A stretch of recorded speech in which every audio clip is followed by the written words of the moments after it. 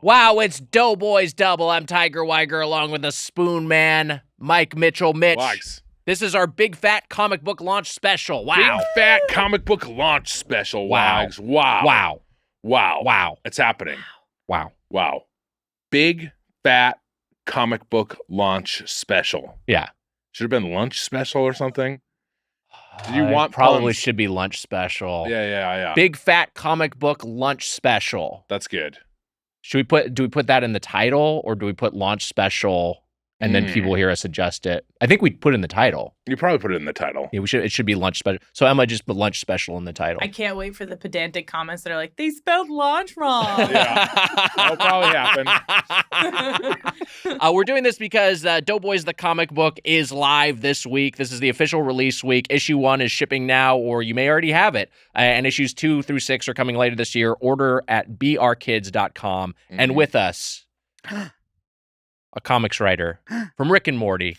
And now Doughboys the comic book, Alex Fearer. Hi, Alex. Hello, Doughboys. Hi, Mitch. Hi, Weiger. Good to see you. Alex, great to have you. This is a thrill of a lifetime. That resume just took a hit. Rick and Morty, Doughboys. This is yeah. Alex, this is a big year for you. You got married. I did. I got married in November. Wow. Oh, everyone's applauding. Someone loves me. This is nice. How was it? Was chill? Wait, you were out here. Was it a chilly wedding or was it hot? Or There's nothing chilly when love is in the air. That's true. Wow. When there's romance in the air. Yeah, no, I got married in San Diego. It was a nice little, little thing. Mm-hmm. You folks sent me crumble cookies. It was That's very right. sweet. We did. We crumbled your ass. We crumbled your ass. You crumbled my ass and my heart. And that's your Let's film payment for the comic book as well. I would accept that. That's my kind of energy. Money comes and goes. Maybe the global warming is from all the love from so much weddings. Oh, that's probably it. It's probably not like fossil fuels or anything like that. Yeah, I think there's too much love on this, especially right love. now. Yeah, Look how much so much love there in the is on world. planet Earth. Everyone loves each other. Yeah. I love Jemmy. I also love Jemmy. And I love Wally and Irma. I was saying that I love Wally and Irma. It's fun to tell our guests that we shrunk them down for each episode. Yeah, Mitch is looking at the gesturing at the statuettes that Emma procured as a gift of Wally and Irma. And we shrink them down every episode. Yes, yeah. It's a complicated process. It's from I don't know if you've seen the movie, the Matt Damon movie, Little World. What is it called? It's called Shrinking? Shrinking. No, it's not shrinking. Shrinking's the a TV It's not show. shrinkage. Is it called Shrink? Shrink me. Oh, she's I don't know so what it close. No, is. we did it. We covered an episode on it. We know what this is. Downsizing. Downsizing. We're downsizing. We know what this is. Yeah. Her guess was shrink me. Super Shrink Me. Yeah, they get downsized every episode. I was thinking Honey, I Shrunk the Kids. That's what I was thinking of. That was going to be A lot my of great poll. shrink-based Downsizing is a good one. We just had to take a quick break. Mitch, you had to take a phone call that you were expecting. Mm-hmm. While you were on that call, Alex and I came up with a bit that actually you can be involved in. Okay. We're the Green Shoe Boys. Yeah. We're the Green Shoe Boys. Oh, really? Yeah. Yeah, I'm the green shoe Yeah. boy, too. Oh, it's a Green Shoe Crew. Look at that. Yeah. Yeah, the Go to green- shoes. Are these 1930 Chicago guys I again? think so, yeah. Mm. For our audio listeners, we have all wearing green shoes. Green and white, not to brag. Green and white Green and shoes. white. Mine are, I just have, I got to get some new shoes. Yours are like white shoes. It's like the Stan Smiths, right? You got like the Stan green Smiths. highlights. I got to get some new shoes. And you got some These are hurting. classic green and white Adidas. And then I got the Sabrinas, the Nikes, but they were mostly green. Sabrinas. That's what they're called? Yeah. Cool. Mhm. Wags, I told you before this, I had a dentist appointment Yeah. scheduled for noon. And then we had Doughboys for 2:30. Yeah. And usually the dentist appointment is usually for 2:30. Wow. And the Doughboys were scheduled at noon. Yeah, we should have flipped those. We should have Wow. flipped them. Wow. But my teeth aren't hurty, and I have no cavities. Do you have so you don't have a follow-up appointment? No, just a cleaning in 6 months. Because I had a tooth hurty appointment at the dentist, and then I had to go back, and they scheduled my follow-up appointment for a tooth hurty too. They schedule your follow-up appointment for 2:32? Yeah. Oh, They're very man. precise there. So, like, it was the same day? Yeah. I just went right back. I was actually late because the first appointment went long. Are you sure the podcast is good? Yeah. Dream of a lifetime, baby. I got to hear the 2:30 jokes. My gum, they were doing the gum thing where they're like 2, 3, Yeah. 2, 2, 3. No ones for me anymore. I think I'm out of the 1 range. What is good though? It's 1 through 3 is 1 good. is good? 1 through 3 is good. I feel like I'm getting all like 4s. I got a few 4. I was like, oh, I'm doing better, and then they went down to the bottom teeth, and they were like 4, and I had a 5. I had 1 5 as well. What is this system? I've actually never heard of this before. They're measuring the distance, your gums. I think it's the amount your gums have disconnected from your teeth or something. It's about a cleaning thing. Are they supposed to do that? Because I've never had that done to me. I think only when your gums start to look a certain way. So maybe you just have good looking gums. It could also be an age thing because I feel like I didn't always get it, and then when I got older, they do mine, but I still have all my wisdom teeth in my mouth, and so it causes gum problems in the back sometimes because they're hard to clean. So I have to get them out. Yeah, that's true. Because I had 5 too. Emma's also very young, so that would not make sense from an age standpoint. But she was saying I still have my wisdom teeth. Yeah. She was like, wiggle the floss around a little more, and like when one of them, she was like, just work the floss a little bit more in there. I was like, all right, sure. You said what floss? I've gotten so much better with floss. I have a water flosser, a Colossus. And it's just fucking you know what I mean? Colossus? It's called the Colossus. Wow. Yeah. That's awesome. It's exciting. It's a good one.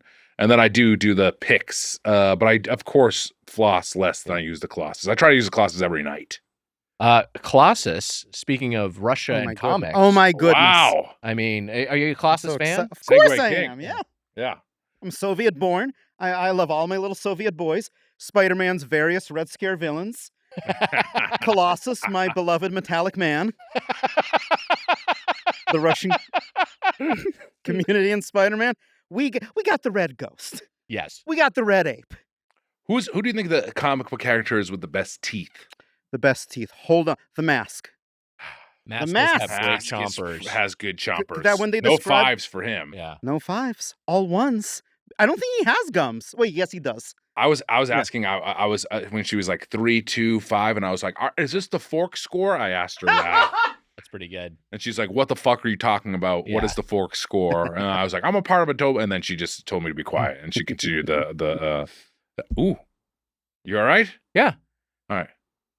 No, because I just clicked my jaw. You just clicked your jaw. Yeah. No, but you did have me thinking because I normally don't talk. Get in your head? No, I was real because I never tell. I'm always very vague. I think Emma does something similar about like what your job is when you talk to people, where I'm just kind of like, oh, I work in audio production. I don't really.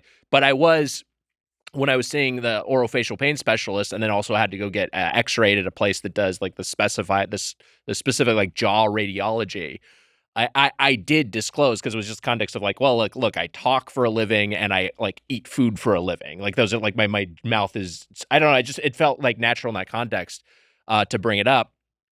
And it was like, anytime you say that, like, I don't know if this has been your experience when you say you have a food podcast, people just want to talk to you about food so intensely. Sure, 100%. And like have like the strongest takes they want to share with you. Yeah. Which I guess maybe has something to do with people liking the podcast, I guess, because it's so universal. But they will be very strong. Yeah, very strong. Yeah. I hate food. Yeah. Why? I don't like food. Oh. The dental hygienist I had today. Yeah. Cleaning me out, doing a great job. Afterwards, she was like, "What's going on with you?" I was like, "I got a show coming out this summer," and she was like, "Oh, that's good," and then like didn't care. And then on the way out, I was like, "July 31st, the show's coming out," and she goes, "Good." Didn't ask for the name. I never told her the name. And I was like, she does not care what the show is. I don't know why I'm trying to sell her on the show. It was like at the second time around, I think I was like trying to be like, you don't want to know what it is. I was like trying to like have her get excited about it. She wasn't, which is the right reaction, I guess. You know what I mean? Like, who cares about this? What is when you say when you hear show in a vacuum? Does that make you think of TV show? Like she knows I'm an actor. She knows you're an actor, and so show. She's like, okay, a TV show. You're a TV show. Yeah. She would Give put that her together. enough info. July 31st. She's going to tune in. That's true. Yeah, she knows your name. She knows my name. That's true. Service and find it. She'll find it. She'll find it. Put your name into Ms. Skin.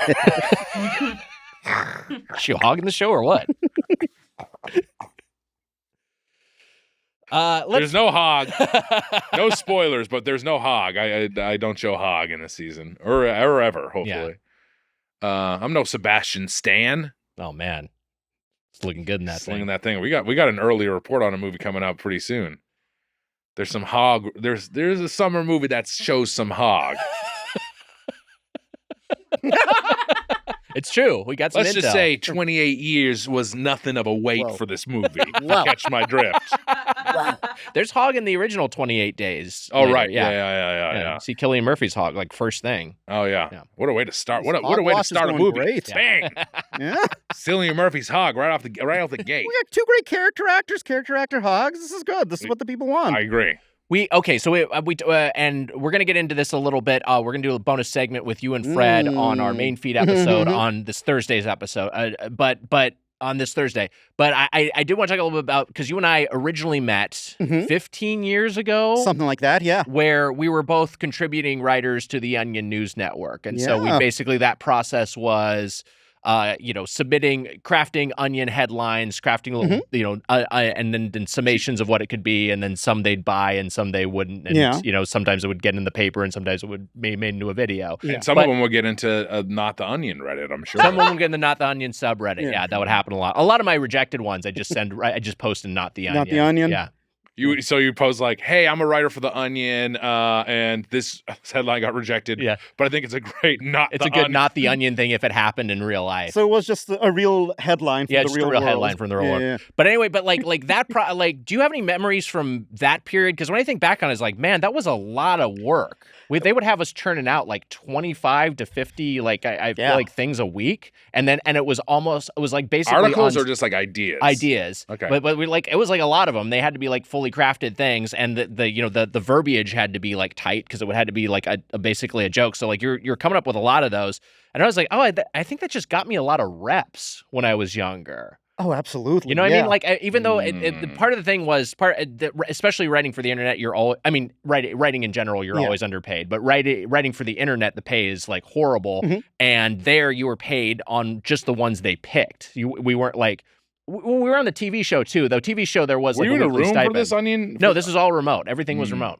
Does the Onion have a room? They do. They have a physical office in Chicago now, but it used to be in New York, and prior to that was in Madison, Wisconsin. So this is reps. This is you playing some pickup basketball. Yeah, exactly. This is you at the gym, lifting, going to the batting cage. You were getting reps in. A lot of reps. And now you're a major leaguer. Now you're in the big. Now you got called up to the show. Doughboys. You guys both got called up to the show.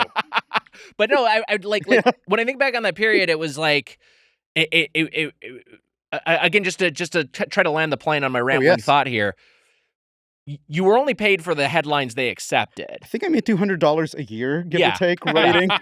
It was like, and the rate was really low. Yes. And then there was a TV show that we both worked on. Very funny TV show. By the way, Onion News Network, the show. I wasn't on the show. You weren't on the show. They bought show. one of my ideas from the normal thing and use it on the show. Oh, okay. But that one there was a weekly stipend, but all the rest of them it was just like hey, here you go. Oh, they didn't pick anything this week. I guess I get no money for these hours of work I put in. I was 21 years old, so that is the age to not get paid to do comedy. Right. Which, as the UCB also takes advantage of lovingly. 21-year-olds can exist on $200 a year. Give or take. Wags, I gotta ask you, just like any professional in sports, but are you juicing? Are you using Pete Holmes' brain juice?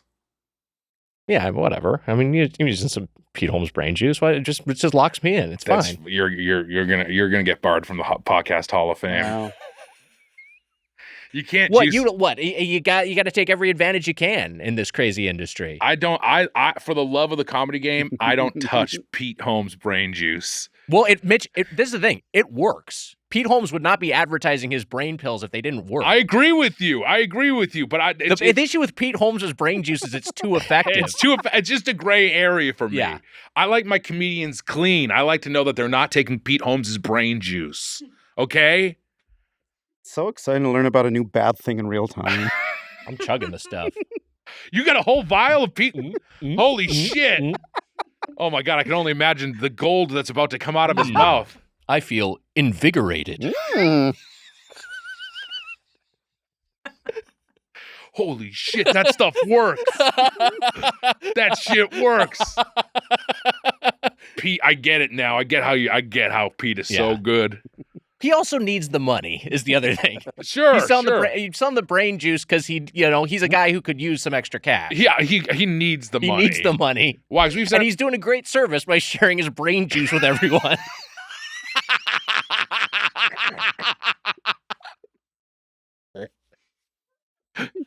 Wags and I have said that if given the opportunity, we would sell snake oil.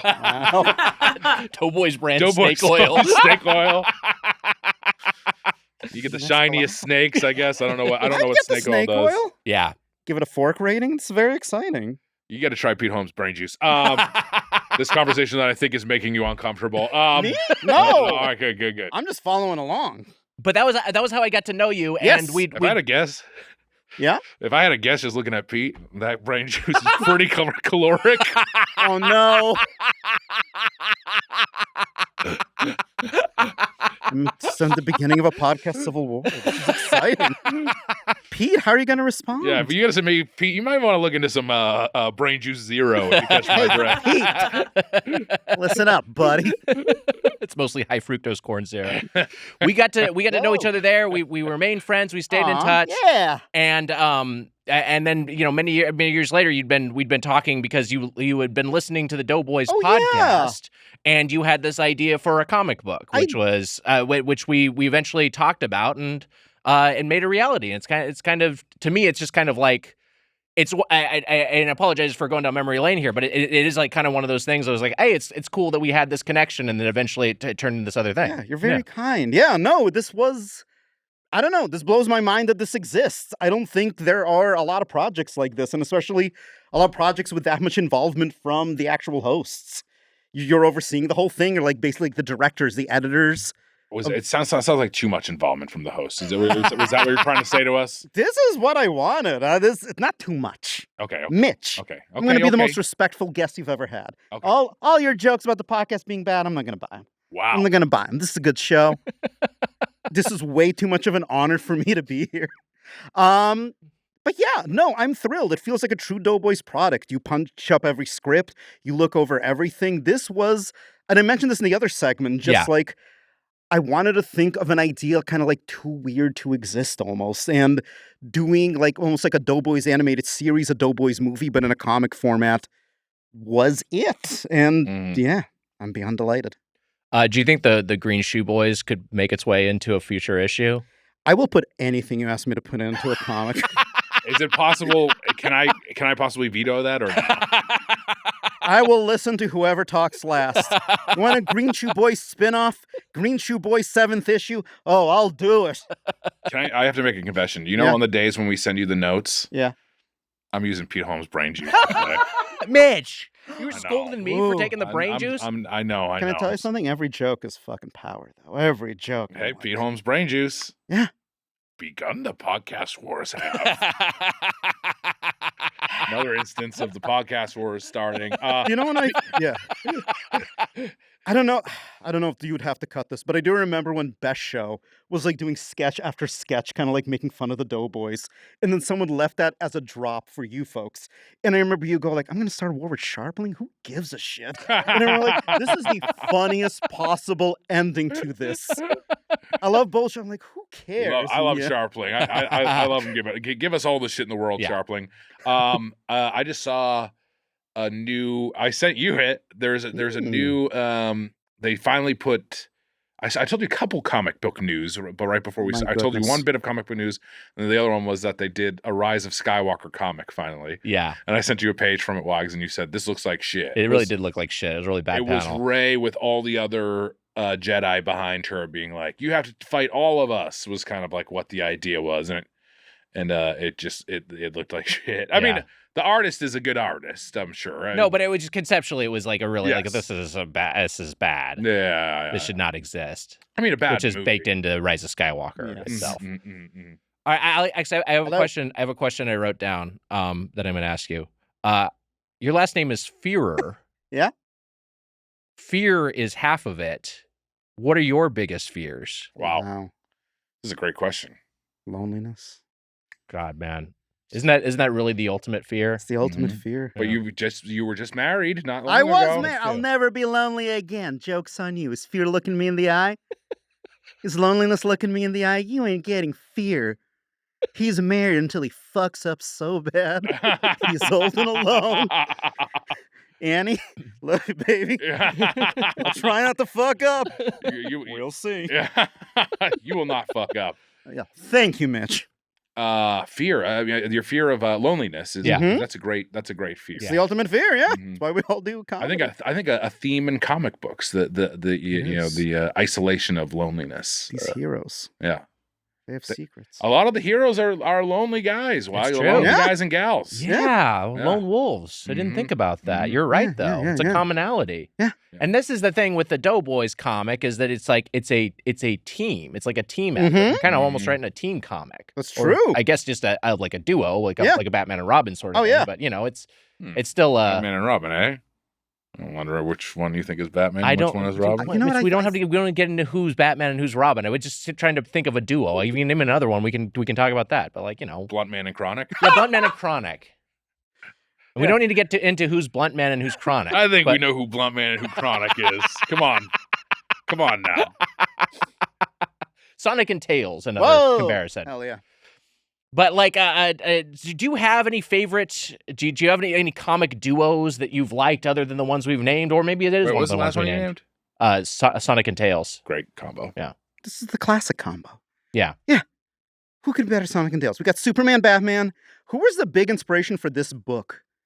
Oh, God. This is going to be a deep cut. Yeah. The Fabulous Furry Freak Brothers, a hippie comic from the 70s. Wow. And I love instead of this. fast food, they all loved weed, but it was a very doughboy slacker energy, and that was the main thing I was like poring over when thinking about this book. This Yeah. is Yeah. another thing that is part of why we were so happy to work with you, Alex. Is that Oh. I consider you I don't know much about comics. I consider you a comics expert. Yeah. You were always hitting me with stuff that I've never heard of and explaining it in 100%. detail. I love, yeah. Yeah. Can I say something real quick? Yeah. You know too much. I think that's true. I should have been No, reading real books. That's a compliment. No. Wait a minute. A picture book. Oh my goodness. He's drinking Pete Holmes' brain Oh, juice. what the fuck?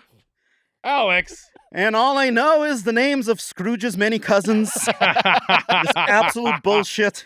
Scrooge McDuck's cousins? Scrooge McDuck. All right, I didn't know if there was a comic book Scrooge that had multiple cousins. He has. Like the angry family, is the Scrooge family very angry or something, but it's the Ducks. It's Scrooge's cousins. Yeah. So you maybe know who Huey, Louie, and Dewey's father are. I'm guessing. Oh, Mitch. Oh, Mitch. That is a mystery for the ages. You might refer to their mother, Della Duck, a Della well-known source, but their father, when you look at the Duck family tree, a circle with a big question mark on it, we will never know. Really? Wow. We will never know. There's no Intentionally reveal. left opaque. No one is brave enough to reveal this. We will never know. Well, if they did reveal Wow. it, though, at this Mhm. point, it would feel anticlimactic. It would be unsatisfying, right? You some can't do duck. it. Yeah. You can't do it. No, that would not have it. It would be like, okay, what does that mean? Yeah. Right. Just some To other what duck. end? To what end? It means nothing. Who is Donald to Huey, Dewey, and Louie? I mean, I'm asking because I'm sure you. Oh, he's their uncle. He is their uncle. Okay, so one of Donald's brothers or sisters is Huey, Dewey, and Louie's. Yes. Okay. Is their mother. Oh my God, I do know too much about this. I'm going to try not to be self-conscious. Della Duck, yes. Della Duck. Yeah. This is what's fascinating to me is that there is just a whole lore of Huey, Dewey, and Louie. Like, Yeah. there's way more to Huey, Dewey, and Louie than I ever knew or ever maybe even wanted to know. That a family tree exists for the McDucks. Here's the Yeah. thing. If you go outside of America, if you go to Italy, or where I'm from, the Soviet Union, Donald Duck is bigger than Superman, bigger than Batman. This is the Wow. biggest thing in the Wow. world. If you pick up a new Disney comic now, it is some Italian artist who, if you read an interview, they're weepingly oh, what a treasure trove, what a wonderful legacy I'm a part of. And here pearls before swine. We do not appreciate Wow. Donald Duck properly. Because you were saying, I mean, Donald yeah. Duck is a legend. I love Donald Duck. I love The him. funniest man in America. Yeah. Yeah. we were talking about, I remember when you and I got dinner a while back, we were talking about Donald Duck, and you were just talking about your own passion for Donald Duck yeah. and the Scrooge McDuck comics, which you were showing me some of the art for these, and it's like, oh wait, these are kind of gorgeous works of art. It's beautiful. Yeah. Carl Barks, Don Rosa, all these great comics from the 1950s until the 2000s. Yeah. As a guy who only does licensed comics, that is as good as it gets, that an entire continent can be just so passionate about this work. Right. We do Yeah, need a Donald Duck. We need a Donald Duck renaissance. I feel like That would be great if it there sucks was a that his new name was Donald. I just realized. Yeah. But sorry. If there was a new like Donald Duck feature or something like that, how fun would that be? Is it Yeah. They figured out they cracked the Donald Duck movie. I mean, like the Looney Tunes did the day the Earth blew up or whatever, like just recently. So it's like, hey, there's some people are interested in seeing some of these old, like, I don't know that it's Looney Tunes aren't Disney, but I'm saying like, give Donald Duck a feature for crying out loud. Yeah, give him a bite at the apple. Yeah. There'll never be another Roger Rabbit. Well, there will be. Well, there this was is like a one. monkey paw. Wait, what? The Chip and Dale movie. Oh, right, sure, Yeah. yeah, which is good. They did a good job with it. Yeah. But I mean, another, Yeah. I want another Roger Rabbit, and we need I want a level of that movie. I agree. Yeah, It'd be tough without Hoskins, I feel like. yeah, sure. But Get Paul Walter Hauser in there. It's fine. Just do it. It's fine. Just do it. That sounds good. Just do it. Just do it. I don't care. Just do it. Updated for the modern era. You can Did I- meet Peter Griffin. It's going to be exciting stuff. You can meet the. You'd have to have Peter Griffin Man, in it, Peter wouldn't you? Griffin would be in He a would be new. in it. Oh my God. And you just said, "Oh my God!" Yeah. Oh my Look how God. excited you are. Jay Sherman, Peter Griffin. They got to help. I mean, Jay Sherman, Peter Griffin, and Homer like sitting at a table Yeah. together in the commissary. That's a fun. That is would fun. be very fun. Yeah. That would be fun. Roger Rabbit with all the adult animation characters. We must make this happen. Man, I Yeah. would love it. Okay, you mentioned the Soviet Union a couple of times, and I know you like you talk. I know Russia has like this food culture that Mhm. there aren't as many, even though there's a large Russian expat population in LA. I didn't feel like there's as burgeoning of a Russian like restaurant scene as you'd kind of like to see. But do you have any favorite Russian dishes? Oh my God. I need to think about this for a second. Think about it. Yeah, borscht is my favorite Russian dish because it is just like Right. the ratatouille moment. Your favorite food is what your mom made you. And Yeah, it is for just sure. like, we moved to America. Great my mom- name too. A fun food. It's name. really fun to Borscht. say. Borscht. It's great. A lot Borscht. of consonants Borscht. combined. Borscht. Borscht. Eat it cold. Eat it warm. Borscht. Borscht. Eat it cold. Eat it warm. Borscht. Borscht. Borscht. Great. Ad Eat it campaign. cold. Eat it warm. Borscht. Borscht. Borscht. Good ad campaign for Yeah, like you do with borscht. my borscht. Yeah. Dump a little brain juice in there. Brain little juice. pick me up. Give me a big bowl of borscht. Some little sided brain juice. This borscht is pretty good. You got any Pete Holmes brain juice That's why we came to America. for the Pete Holmes brain juice? Oh, yeah. We knew it would be coming someday. Down the line. Want to excel. Borscht. Do you have any? Do you have like a? Mhm. Like, what is your favorite way to get a good borscht Oh, my God. nowadays? Are there any good Los Angeles Russian? I mean, Yes, no, that's I what I wish got. there was. Not really. I mean, all my Anya, good Russian... Anya might come in here and yell at us for this because I know that she's wanted to take us to a Gonna yell at good. me. She wanted to take us to a really good Russian restaurant I here. think it didn't she? might have been a Georgian restaurant. Oh, Georgia. But yeah, it could Ooh. be, but it could be wrong. Yeah. I fucked. There are a lot of Eastern European cultures here. Yeah. I don't want to get anything wrong. Armenian, obviously, the best representation of kind of Eastern European culture. Yeah. On the East Coast, you kind of have more of that Russian influence. Here's just kind of like one block in West Hollywood. I don't know. I wish I could recommend a good Russian place for the masses. I go to Cantor's. Do you make Canners? Do you make your Love own Canners. borscht ever? I You whip don't. it up? I'm a slob, everyone. I'm a fool. I'm not fit to represent this rich culture. I'm going to apologize in Russian. Простите, то, что я делаю тут.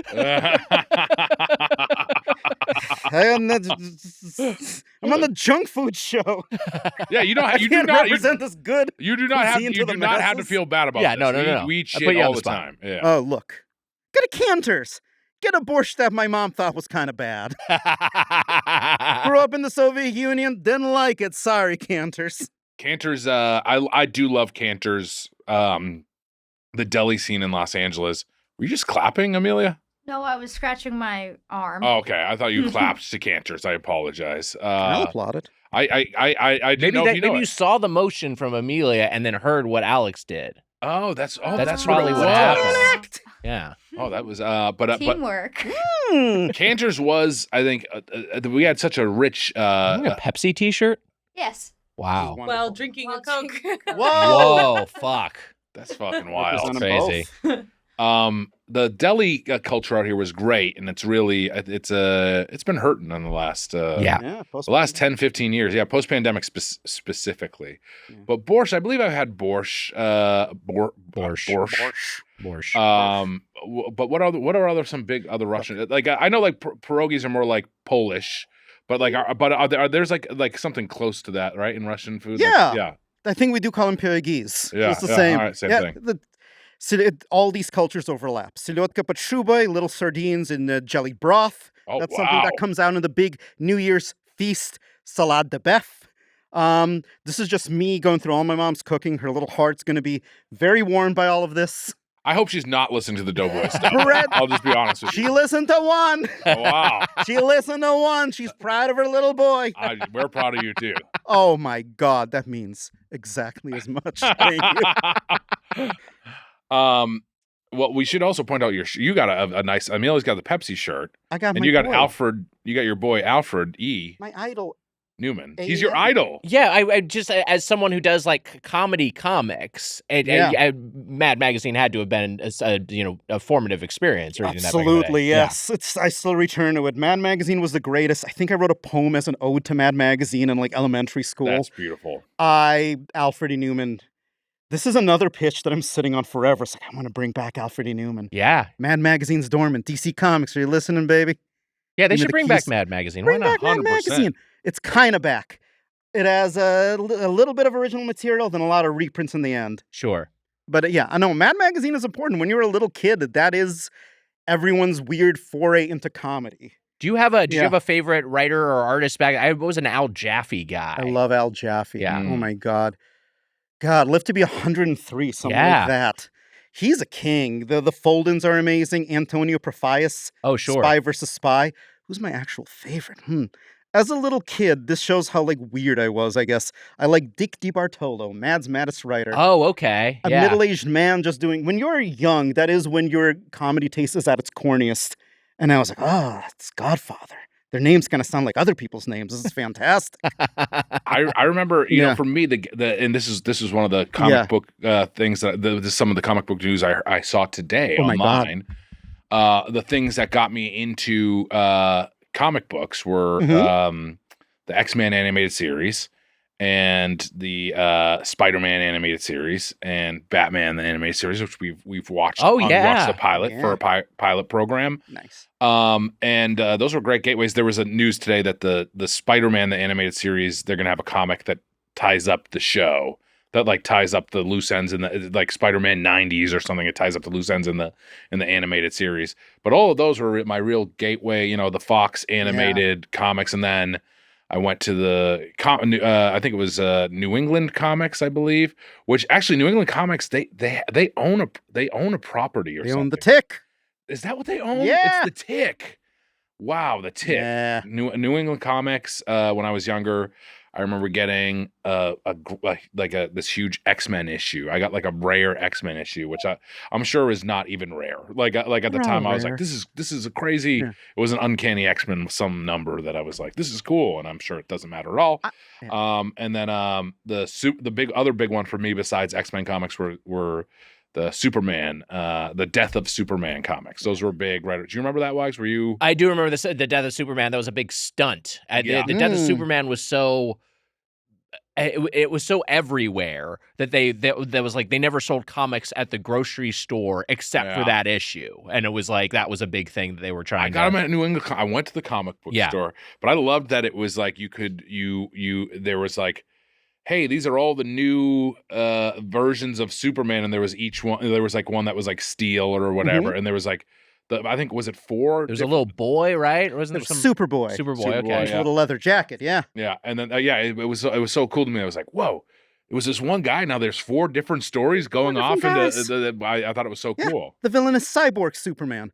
I don't remember the fourth one. He's one of the 4, and he's the villain. Yes, he's a villain. His origin is the same as Reed Richards from the Fantastic Four, but he's an evil Superman. Wow.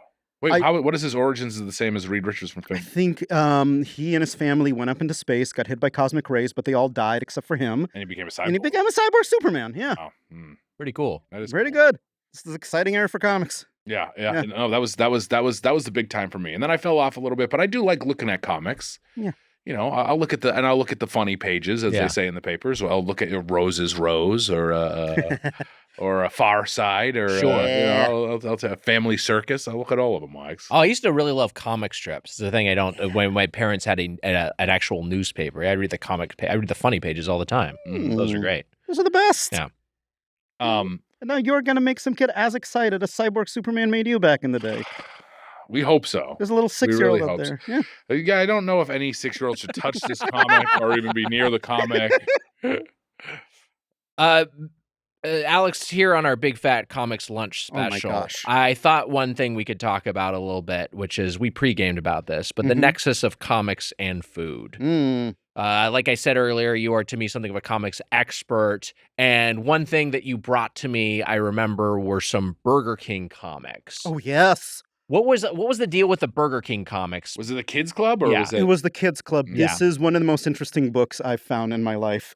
Like, no one really knows about this. I am trying to collect them as we speak, annoying everyone on eBay about it. But the comic that I found, it is the Kids Club. It's They're Getting Into Adventures, but it's written by Mike Evanier. I hope I pronounced that right. Who used to be Jack Kirby's assistant back in the day. Wow. And the thing is, with this comic, he is trying to settle a lot of old scores between Jack Kirby and Stan Lee. So the comic is about the BK Kids Club meeting Joe Emperor Stewart, a version of Jack Kirby, in a comic book store, and Stan Lee, and then Marvel editor-in-chief Jim Shooter, who was famous for like screwing over creatives, hiding in the bushes, trying to find out how he gets his ideas, kidnapping Jack Kirby. So it is a lot of like very adult, weird, middle-aged, like settling of like 60s, 70s, like comic book scores. For like 10-year-olds to read and Yeah, like about. Yeah. So it's totally going to fly over their heads, and it's Yeah. just more sort of like, oh, I'm getting paid to do this. Let me put as much of me as my own perspective into this as I can get away with. Absolutely. And the answer is, it seems like a lot because there was maybe minimal oversight for this. Seems to be no oversight. It is. I don't know how you can legally do it. They did just draw like Jim Shooter, then owner of like the biggest comics company, like sitting in the bushes. Oh, also, I kind of ripped this off for her own comic. It's about Jack Kirby's idea crystal. And I was like, Right, yeah. Big dumb crystal. That's a good idea. Issue 3, baby. Yeah. I love the BK Kids Club comics. I got into a bidding war with a weird guy who keeps getting mad at me because I sent him a little bid, and then when he rejects it, I send him a bid that's $1 less. And he sends me like an angry little email, and my wife said it'll get me murdered. You got to settle this score in a future Doughboys comic. I'm- I love it. I'll settle this in a future Doughboys comic against whoever is hoarding BK Kids Club issue number 2. Wow. Is that you don't have it yet? I only got 2 of them. No one, this is something I actually emailed the writer, Mike Evanier, if you're listening. Never responded to me. I want to learn more about these because I guess this is going to be most of my work in the future. People are, except for this book, which is going to be a masterpiece forever. But my Rick and Morty books, I feel like, can you believe someone actually cared about writing these? And I'll be like a 55-year-old man just weeping a little tear hearing this. I got to say, for me, growing up, the Burger King Kids Club and Nintendo Power, just 2 huge things for me of like a monthly, like something, and getting something new and like especially when Nintendo Power would like come with something, it would come in the plastic bag and it would come with something. Wise, I know that you have that same feeling. Oh, I used to love the Nintendo Power. But BK Kids Club also way up there for me. And then as you get older, you're like, what was, I don't even know. Yeah. I'm sure that some stuff like that still exists, but the idea is, I feel like this is antiquated, of the idea of coming home and finding something. Like, I used to be excited to come home and look through the mail because there might be something for me as a kid. Yeah, it's just like how every aspect of life is just annoying now, and it's just like the mail. You used to get good stuff in the mail. Yeah. It's impossible to think about because every time I check my mail now, it's just ads or like bills. Yeah. Like there's nothing that brings me joy that arrives in my mailbox. Not a single fucking thing. Well, everything is just something I have to throw away or something I have to pay for. Except for the Doughboys Except BR the Kids. Yeah. But you know what I mean? Like physically, like oh, the postman is bringing me something. Hey, how about this? This is gonna make me happy for a bit. I mean, It doesn't happen anymore. No. It's culture turns just milking us for just our intention or information, where Yeah. it used to be like, that's the justification of capitalism. Like, if it brings you joy, if the National Lampoon comes in your mail, like, you're delighted to see it. Now everything is just meant to make us a little angry. Yes. Yeah. Yeah. I know. I was wondering if there's kids who run home and like still are excited by the mail. I doubt it. No. No. Maybe like a birthday card, I guess. Yeah. Yeah. I have a memory of being a kid and being really excited to wait for the mailman every day. And he would come and I'd be like, the mail's here. And I remember this happened. Scorpion was like, it's nothing to be excited about. No. And that's how I learned. There's a whole plot of Blue's Clues, the mail coming, remember? Mail time, mail time, mail time. Yeah. Wait, what is this? There's like a whole plot in Blue's Clues, the mail coming. There's like a Oh whole my song God, and you guys everything. you guys are so much young. I was like, I think I was in Los Angeles when Blue's Clues came out. My Oh, brother- no, that's not true. My We brother used- still sings the mail song when he sees the mailman. I love that. That rules. That's not true because Wu-Tang used to carry around a little Blues, the dog Blue, That's fun. with him in high school. We gave him a hard time about it sometimes. Sounds cool as hell. We should talk about comic. Well, first of all, I would say we were talking to Fred, and I said, and he was. I said we asked where he went to college, and I made a great comment. Empire State University. No one liked it. It died on the vine. I'm going to tell you. It took me a second to figure out what that was, and I was like, nice. Mitch, there's no comics thing you could say where my brain will go, oh, I'm really excited. Sure. It's Yes. a good moment for me. For you, what was the most? What were the cornerstones for you growing up? Were you a Marvel, DC guy? I mean, are you even deeper than that? I'm sure. I was a big snob. Yeah. I was annoying. Sure. Yeah. That's good though. We like that. It's good. It's why I'm here. Yeah. Instead of writing, I was about to say some superhero garbage, but if you're listening, folks, I'll write anything. And that Star Wars comic Mitch mentioned, I think it was quite good. I want to talk to the editor right now. You're doing a great job, folks. This is the Rise of Skywalker comic. Yeah, some might say it's like a bad movie and you're doing it bad. Not me. And Pete Holmes, if you want to do a Brain Juice comic book, I just want to say Fred and I are going to have a lot of free time after issue 6. Wow. Like his head can get all big. Okay, you're asking my things. I should take these questions seriously. Yes. My cornerstones. The Robert Crumb, Jonan Vasquez, which is the guy who did create Invader Zim. Let's see, like Calvin and Hobbes. That was huge for me. Sure, yeah. I thought Garfield was the funniest thing in the world until I was like 12 years old. Did you mention Robert Crumb? Oh, now baby. that is to me, that's a grown-up comic. Yes. You're reading this as a kid. I'm reading this as a 12-year-old. This is like one of the most depraved men, I feel like, to depraved writers of the 20th century. Yeah, absolutely. Yeah. I probably You're shouldn't too have been young for reading it. this. I was way too young. But my dad loved them, and I was like, let's check this out. Oh, got it. And later he saw it like as an adult, and he was like, this is sick shit. And I learned this from you. Come on. I loved Robert. It was depraved, but I liked that, and I liked South Park, and I liked getting upset. Yeah, sure. Which is odd. It's such a big. I loved getting upset. I loved having my boundaries tested. I definitely shouldn't have read it from a young age, but now here I am doing. Oh God, all the great cum jokes. Yeah. In this comic book. There is a lot of them. There was a lot of cut. And my wife does give me shit. She says, you were too nasty for the Doughboys. You can never be too nasty for the Doughboys. I was, oh God, I'm not going to get into it. They were cut for a reason. Too nasty for you went to In-N-Out, and I showed this joke to a friend. Yeah. And she teared up. It's like, you've grown so much as a writer. And it was you went to In-N-Out after doing all the secret menu stuff, and you were like, cover those fries and come. And it was like, that's just what Mitch calls sauce. And then you were like, this is too nasty for this book. And you're like, yeah, I know.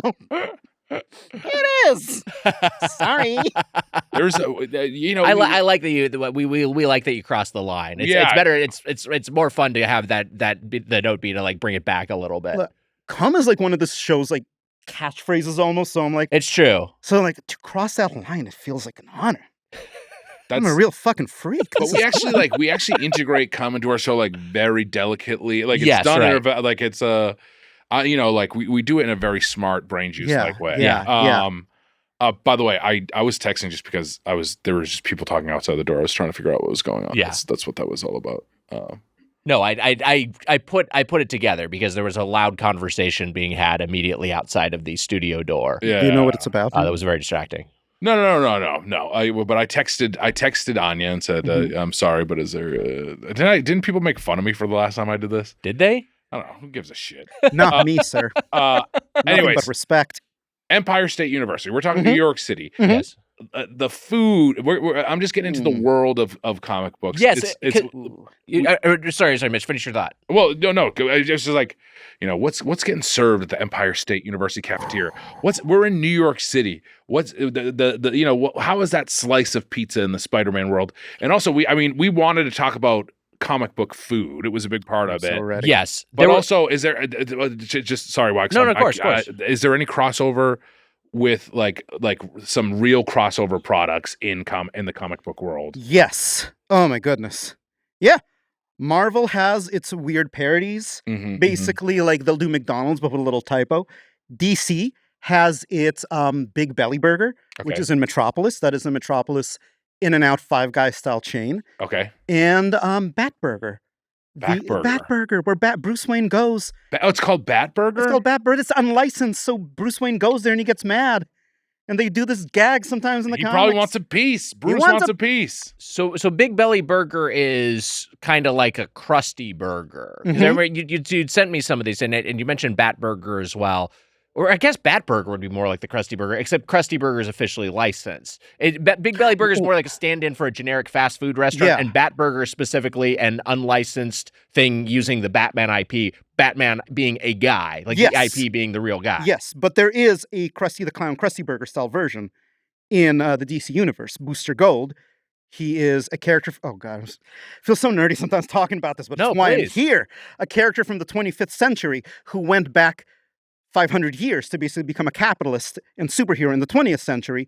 And he created, I think, Planet Superhero, the DC version of Planet Hollywood, which you gave a scathing review to a few episodes ago, and Booster's Bagels, where the twist is he toasts the bagels the night before, and the bagel place goes out of business by the end of Human Target by Tom King. Wow. And a artist whose name I forgot. Sorry. Probably listens to the show. Probably furious as hell at me right now. Planet Krypton you mentioned. Is Planet that what it was? Yes, I got the name wrong. Got it. Yeah. Wow. Planet Krypton. Yeah. I like that Booster Gold made Planet Krypton. Yes, he did. Okay. From Kingdom Come by Alex Ross and Kurt Busiek. I've read Kingdom Come. A lot of it I didn't quite get, but Nice art. Reference for nerds. It is very, very funny to me that there is Planet Krypton and Bat Burger, like references to the guy, so they created Bat Burger after Batman was like, he's the guy who's saving us. Let's create Bat Burger. That's how it came about. Basically, yeah. It's very funny to me. Yeah. I like it. I do like it. Well, I think in other countries where they have less stringent enforcement of that would be copyright law. Okay. No, go on. I'm just saying, it's like if that's like in the States, if there was like a Sully burger. Yeah, right, for sure. I could the closest thing I could think of to a superhero is Sully. Mitch, though, that's a good pull, though. That's probably everyone can agree that Sully's a hero. We love Sully. Yeah. And if you just had a place called Sully Burger that had like a logo of like a pilot with a mustache, you're coasting off of his name recognition, but he's not getting any money. That's what it's analogous to. But my Planet Krypton would be, I guess, if you're talking Sully, it would be like Planet Birds. Yeah, Planet Birds, I think, would probably be what it would be. I mean, I'm just kind of the math there. I'm just saying, the birds are the bad guy in the Birds Sully are the bad word. guy, yeah. I would eat a Planet Birds. So I would eat Planet Birds too. It sounds good. Sounds good. I want to hear their side of the story. We only hear about Sully. We don't hear about the birds. They died. But in other countries, there will just be like a restaurant called like Obama Burger, and it's just like it's he's not getting any money, and they're just using it. Obviously, not getting any money. It's completely unlicensed. They're just using the name recognition. And you go to Obama Burger in the Philippines or wherever. That's what it kind of sounds like. Yeah. We gotta review some Obama Burger. That would be great. The Philippines. I mean, I know that we probably won't happen, but it'd be very fun to review Obama Burger. What's for you in the history of comics? Yes. What's the most appetizing thing you've ever seen on the page? Oh my God. Wow, great question. I have thought so hard about this on the way over. I have many answers, but I think something Garfield eats. It's like the advertising. You get to see his joy. Garfield's cat food looks appetizing. Garfield's lasagna looks appetizing. It's the joy that he brings to the table. Also, God, it depends on the quality of the artist. Like, it's a cliche that manga and anime food looks very good. Yes, for sure. But also, like, Walt Kelly, he's a Disney artist. Anything a Disney character eats looks delicious. If it's drawn round, it's just an appetizing look. It's a good look for a cute character. And I think it is just like a good look for food. Do you like wait, Ninja Turtles pizza? That's the other one. Ninja Turtles pizza? Ninja Turtles pizza. We've talked about is it Spirited Away where they Oh yeah. Oh my God, yes. I mean, I know that's not comic book, but no, but I mean, yeah, animated food. It's analogous to what you were saying about it's example of what you're saying about anime and manga. Oh food yeah, looking so dude. Here's a question for you as an artist or as a writer and a comedian and a comic expert. Do you like the joke where like you're getting hungry and you're looking at a guy and they turn into like food? I'm not kidding when I say this. I think that is one of the funniest jokes ever made.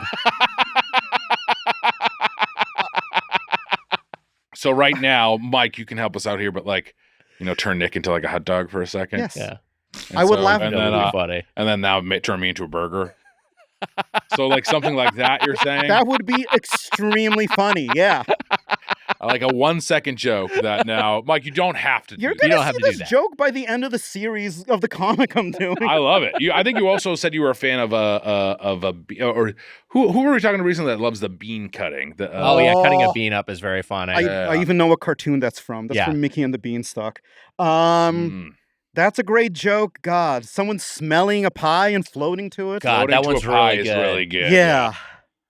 And also a power, and like that one is like you're flying. I mean, you're floating. Could you do a twofer? Could you like see a guy, like you're hungry, you see a guy, the guy turns into a pie, and then his smell makes you float over towards him. He's like, hey, what are you doing? That's Can I tell you something? Yeah. That is like brilliant joke math. You've combined just my two favorite jokes. If you can put in like the Tex Avery Wolf in there too, that's it. Those are my three favorite jokes, and you've combined them. I feel like Tex Avery or whoever would have been like, that's too much. This is out of control. Unga Pachka.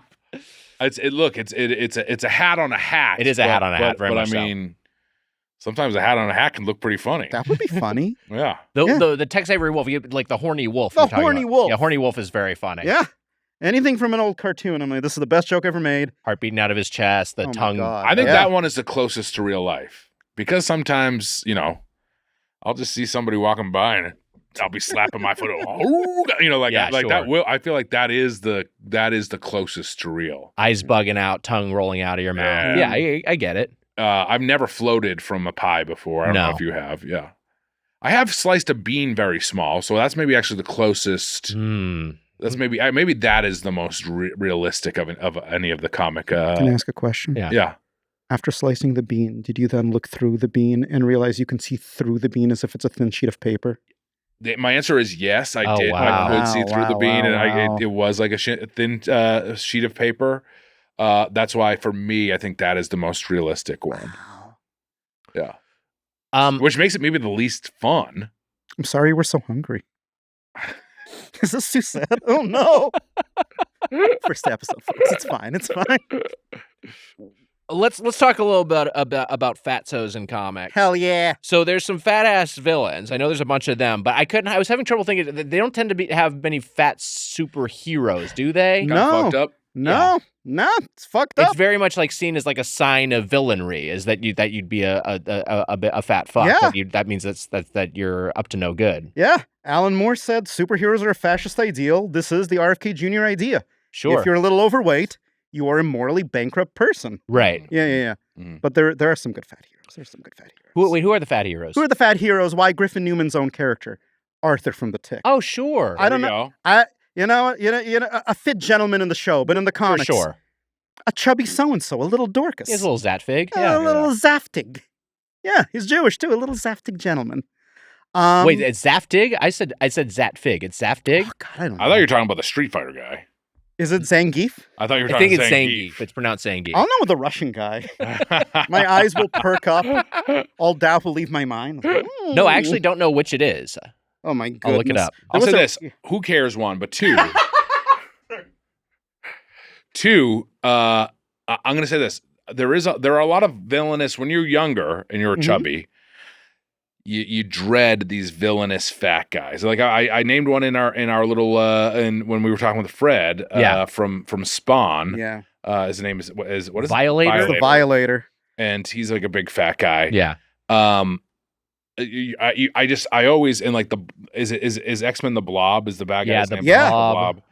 Who I know that like there's a world where like his power, like in one of the issues, like in some series of comics, his powers get taken away and he's like just like a fat guy who can barely move at that point. His Basically, skin right? hangs off his bones. He lost his fat. That was during M Day. Oh. When all the mutants were depowered by the Scarlet Witch. Oh, right. Okay. Yeah.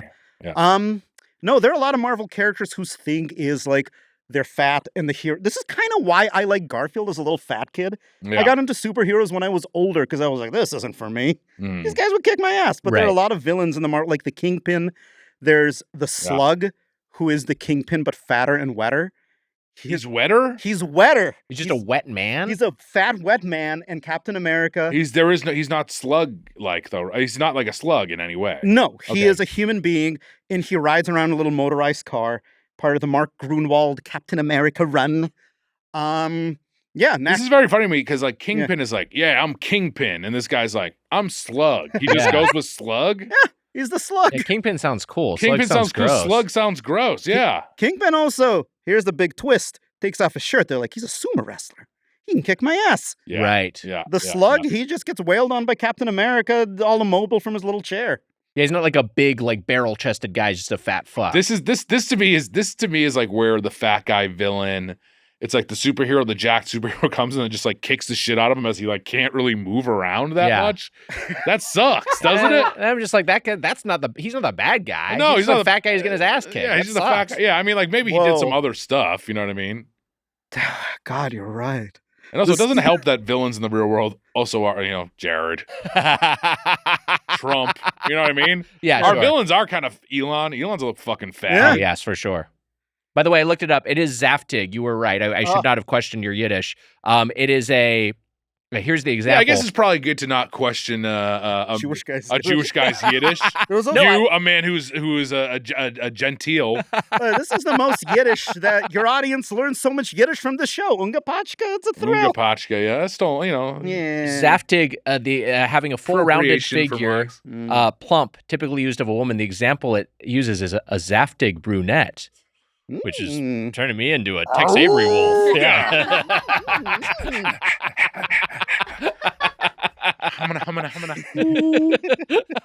Being so fucking dumb and horny that you just hear a description of a woman. Like,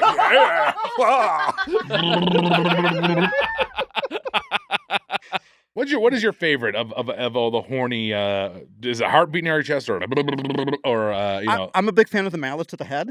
Yeah, Mallet to mouth Head to the is head great. He's so horny. He knows he has to stop himself. Yes, And he tries. that's huge. Doesn't work. He's trying to just break his brain so Yeah. he can't even think about how, like he can't get to that level of horny. Saying I'm overwhelmed. I'm a danger to everyone here. I have Yeah. to kill myself before this all goes too far. I love he it. fails. Let's get back to fatties. Yes. Um, You a few more I'm here, folks, you'd don't sent me. Yeah. And these are maybe borderline. But Dr. Octopus Yeah. is oftentimes the kind of a fatso. The Dr. Mole Octopus Man, to me is like the same way of like Jerry O'Connell was fat and Stand By Me, and you look at it, Yes. you're like, he's not that fat. he's not that fat. Yeah. It's Vincent D'Onofrio and a Full Metal Jacket, the other example of just like that guy. He's not a guy. It's not that I made a fat. list. I'm gonna pull this up. But Mole Man, yes. Baron Mordo, and a little bit you included was a little bit of context you included is often created by libertarian freak Steve Ditko. Yeah. I love Steve Ditko. Yeah. I talked about Steve Ditko so much. One of your punch-ups was like, add Steve Ditko. Steve Ditko, most famous for creating Spider-Man, and during the creation of Spider-Man, he read The Fountainhead. And that kind of drove him I don't want to say drove him insane, but it changed how he views art. Right. He viewed the creation of art for money as an evil act. It's all very complicated because it feels like Ayn Rand would preach the opposite of that. Yeah, sure. But his worldview was like nasty and sour and rotten. While Jack Kirby created all these gods, he created Spider-Man, just a poor teenager. All of his villains were like old men like the Vulture or just like out-of-shape dorks like Dr. Octopus. And when crafting the list of fat heroes and villains, I thought to the work of Ditko. Is there a Ditko arc or run that you particularly like? Of course. Yeah. The most famous run, the first 36 issues of Amazing Spider-Man, one of my favorite comics on the planet. A big influence on everything I do. A big influence on even this Doughboys comic. Just, he's an artist, but he's an artist who I think, and it's a controversial thing to say, kind of, but Yeah, sure. he wrote most of the Spider-Man issues to the point he hated Stan Lee. He hated Stan Lee's politics. He hated Stan Lee's views of the world. There are issues of Spider-Man where he's swinging through hippie protesters and he's just like, and Spider-Man lets him have it. He hates them so much. And Stan Lee would be like, Spider-Man "Yeah." doesn't like the hippies. He doesn't like the hippies because he was written by like arch-conservative Steve Ditko. And then Stan Lee would have to be like, wow, that's who's reading this. So I'm going to change every speech balloon to be like a little different, a little better. I adore Steve Ditko. Just the idea of just having a point of view that's so alienating and so grumpy and so your own and making everyone deal with it. Yes, right. Being that annoying is very just inspiring to me. Has the Fountainhead ever been put into comic form?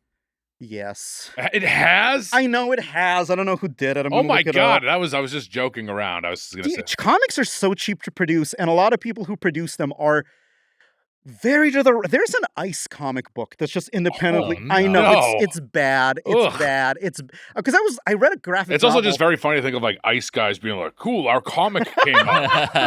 It's like big dumb fucking assholes.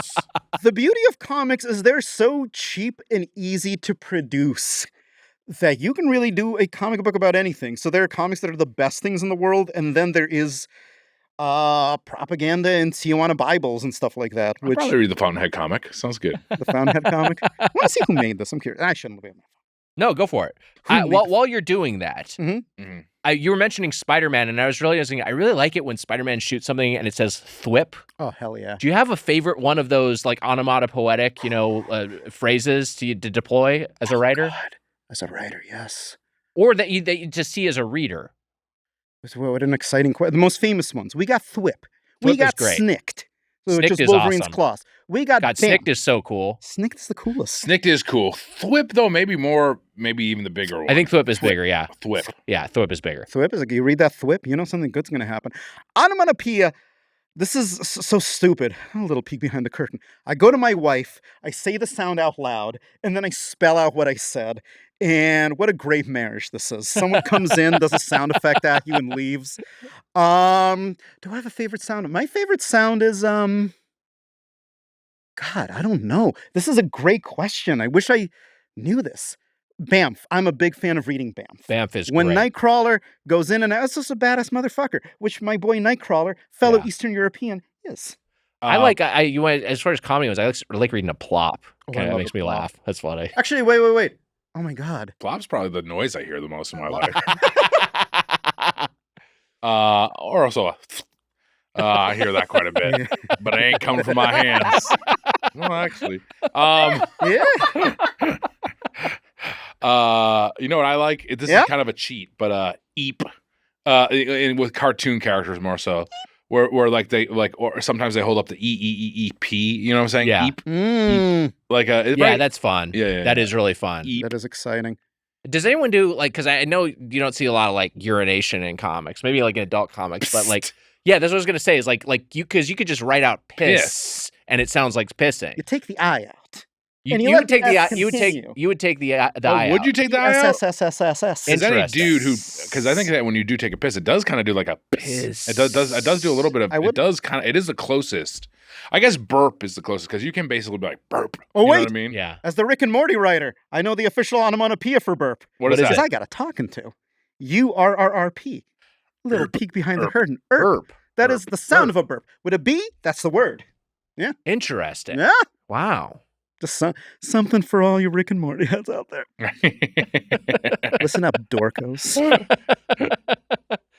We should talk about this Superman burger comic. Oh, baby. So you sent this cover over. Yeah. And this is an Action Comics. I'll read the copy and then I'll show this to camera. Yeah. It's Superman in front of a big thing of burgers and a gigantic pile of burgers, and then a whole bunch of car hops. A platoon of car hops are lined up with more trays of burgers. Superman says, "More burgers, chomp. Keep them coming, or I'll starve to death." What? But you've already eaten enough for an army. And here is the art there. So what happened in this issue? Superman got hungry? Yeah, is he like super hungry? I've never read this. It peeks at the cover. I talk about this cover all the time. It's a great cover. I mean, he said it. If he doesn't keep eating burgers, he'll starve to death. Is he just burning? He maybe just Yeah, what burning the a bunch of fuck is calories. happening He burns here? a lot of What's- Well, the Flash. Oh, the Flash. The Flash. Yeah. Oh, yeah. Famously in Bruce Timm and Paul, Justice League, the animated series. He has to eat a lot because he burns calories so quickly while running. Perhaps Superman does the same thing. The Flash. So would you say this is a fun exercise? The biggest eaters in the comic book world. Here we go. We got Galactus. Oh, Eater right. of The eater of planets. planets. Eats Right. whole planets. Oh my God. Oh my God. We got Man, I wonder if that would. I wonder. I mean, Yeah. you do wonder how that would taste, and if there would be different tastes between planets. Wags. He doesn't like. Right. Yeah. What sensation is he getting Does he on eat his it? tongue? Is he like, I'm a bit of a heat seeker and eats the sun? Does that happen or no? I Oh, think it interesting. should. Yeah. Would he listen to the Doughboys? Would he use all the little catchphrases? Would he give a fork score to the planets? I don't he know if eats? Galactus would listen to the Doughboys, but he eats worlds. He eats worlds. swallows worlds. He doesn't. This is tragic, and whenever I say something to him, I'm like, oh my God, I'm gonna lose the audience. But I'll say it anyway.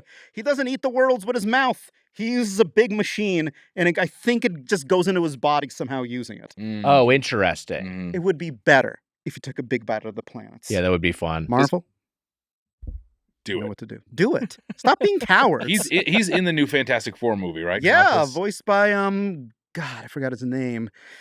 I know the name of the actor. I'll look it up. What the fuck is he? He's just a big robot? The voice of Lorath from Diablo 4. Yes, great, very good actor, great presence. He's a big Can't pull man. his name right now. Well, here's the thing about Galactus. He appears to different cultures as their species because he's an idea. That is, I think. Got it. I read this in an old comic book. It might have been retconned, but yeah. So Ralph Innocent? Ralph Innocent. That's it. I got too Thanks, excited Sam. about something you said. Wait, who's Ralph Innocent? What? He's the actor who's playing Galactus. Oh, okay. But He's in a bunch of stuff. He's in The Witch. Oh, that Bitch. guy. Yeah. One thing I should say about the Superman covers, the way they did comics back then, I think, is the story never matched the cover. The Mm. cover was meant to be an exciting little story in and of itself, kind of like a con. Right. Interesting. Yeah. There's a We don't pull that shit with the Doughboys comic. Yeah. What you see on the front page is what you get in the book, right, Wags? That's absolutely true, Mitch. This is another cover that I'd remembered. You're right. I don't I'm know if agreeing that's with you. true. I'm endorsing what you're saying. This is another cover that I thought of and I pulled. Oh my gosh. This is Superman's girlfriend, Lois Lane. So this is a Lois Lane comic. Mhm. And what she's saying is, what I'd give to be the slim Lois Lane I used to be, like the reflection in this trick mirror. If Superman ever saw me now, I'd die. Featuring Lois Lane as the fattest girl in Metropolis. Wow. The whole twist there is that she's a chunker. Yeah. She's a Zaftig brunette, if you will. Wags. Yeah. Auga. Can I see that again for a second? Yeah. So she did beef up, I She will did beef up say. in this. And I don't know exactly what the context for this. I just know the cover. So the thing about all these comics is the editor at the time, Mort Weisinger, I think was his name. Yeah. Was he? Your iPad pages are sticking together. I don't even know how it was possible. This is very funny. There's an old Superman where the idea is that Lois, a villain fattened Lois up. Is that, I mean, or like you were saying, this just doesn't they don't get into this at all. I don't know what the story is. These covers are just like, I've seen them 1,000 times before. I never read the issue. Yeah. The big rumor about these comics is that the editor, who I think was named Mort Weisinger, everyone can find me and yell at me if I'm wrong, was that he would go to psychotherapy, which he was like all about. He was all about it. And then he would go and whatever he discussed, like in the session then, he went to the Superman room and was like, here is what we're going to talk about today. Wow. I've been So telling Wise he should go to psychotherapy. But psycho. the Being first psycho. the first panel of this Yeah. is the fattest girl in Metropolis. It's Superman flying, carrying Lois Lane. Said, "Pardon my saying so, miss, but you're quite a load." Is that real? Yeah. That's fucked Superman's up. a fucking asshole. This is fucked up. Dude, relax, Superman. You're the strongest person in the fucking Can't you world. like lift a skyscraper? Yeah. A slightly heavy woman. Sorry, Complain by the way, about- I'm a guy who Oh, can no. catch buildings, but you're a kind of a load. No. You fucking dickhead. And I guess So if I met Superman, he'd just call me a fucking load? I think he would call you quite a load. Yes, and the I guess basically Here's a the way load this for one ya. Oh God. the way this one plays out is that it's like she wakes up, she goes to bed one night and then wakes up and she's gained a lot of weight. I guess she got zapped by some sort of growth ray, That's what and that makes her fat. Yeah, interesting. Literature. This is the genre we are in. Is there any This is- legitimacy to this growth ray? Can you target that thing?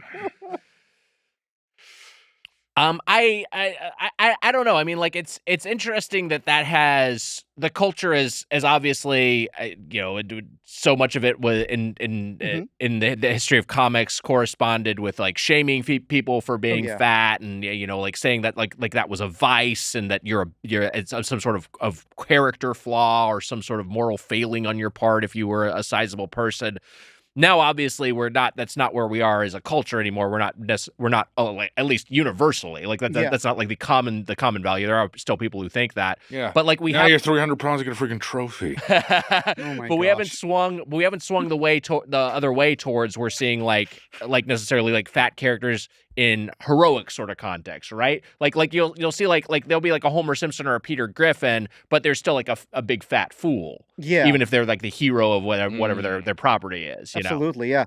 There are a few. Also, both are like as far as size goes, Peter Griffin and Homer are like very middle of the road now. Right, I yes, don't yeah. think that they're. I don't think of Homer as really that big. The plus size Homer or king size Homer episode, I think you and I have talked about, which is eye opening, is like Homer is like, I'm 300 pounds. You're like, Yes. wait, you were never you were like 240 or something. I think his default weight is around 240 pounds. Jesus. 236 maybe. Yeah. Yeah. That's fucked up. Yeah. Yeah. We've evolved a little bit as a culture now. We just wouldn't have the world's kindest man, except the fat character now. Right. Sure. There are a few fat heroes. I think, God, I wish I remember the name. There was one in the 2000s. I forgot the name. Oh my God. But I will name one fat character from the 50s, beloved. The Fat Fury. The Fat Fury. The Fat Fury. Kind of like my name, the Fat Fear, which I am, but that's okay. That's very funny that it's like, this is a beloved character. His name is the Fat Fury. Yeah. So even still, his name is just kind of demeaning. It is. I don't know. It is. Look, our culture still has a lot to grow in. Yeah, I agree. Every fat character you've mentioned, a buffoon, a fool, their weight is shown as a detriment to their personality, but not so in the Doughboys comic. Herbie is the Wait a character. minute, that's not true. Is that not true? The fat character in the Doughboys comic is me, and I'm made quite the fool. Herbie Popnecker is the Yeah. the Fat Fury. Yeah. It's a But comedy comic. Yeah, that's the Yeah. thing I was going to say is that this guy This guy rules. this guy is a big fat guy with a plunger on his head. Yeah, It's hold on a second. very much pretty degrading. I also feel like this Cool is guy like to me. self-hatred of comic book writers. Right. Wait, that's 100% true. Yeah. Well, none of us look like Superman. We all look like the fat characters, and we all have Superman fucking insult us.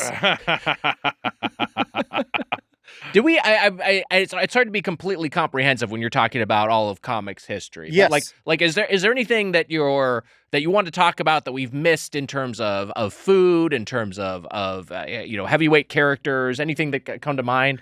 God, what comes to mind? Is Juggernaut's not fat, right? He's just like a Juggernaut's big dude. jacked. Yeah. Yeah. He's just a big dude. He had the gem of Siratak. Yeah. Also, still kind of dumb though, right? Yeah, he's dumb. He is a dumb He's like a guy. He's big, Professor dumb guy. X's brother. He's his dumbass He's brother. he's Professor X's He's brother. a stepbrother, and he's not a mutant. He's a Wow. normal guy who looks like that. Oh, really? Yep. But he has a magic helmet, right? He has a magic. He has a helmet that's unbreakable, and he has a magic gem. Got it. The These gem and the helmet are not necessarily related. They're not related at all. Got it. I have a question for you. Yeah. Is there anything, seeing as Fountainhead is already taken up, is there anything else that you would want to put into comic book form? my And then Great also question. anything food related too. So they're like, the Wendy's comic, the Wendy comic, I would love to a adapt horny Wendy comic, Sir. Sir. or a horny Burger King comic. Sir. Pick your poison. Sir. Is there any food based thing that you would want to make into a comic? And is there anything just in general you'd want to make into a comic? You know how much I love McDonald's Land.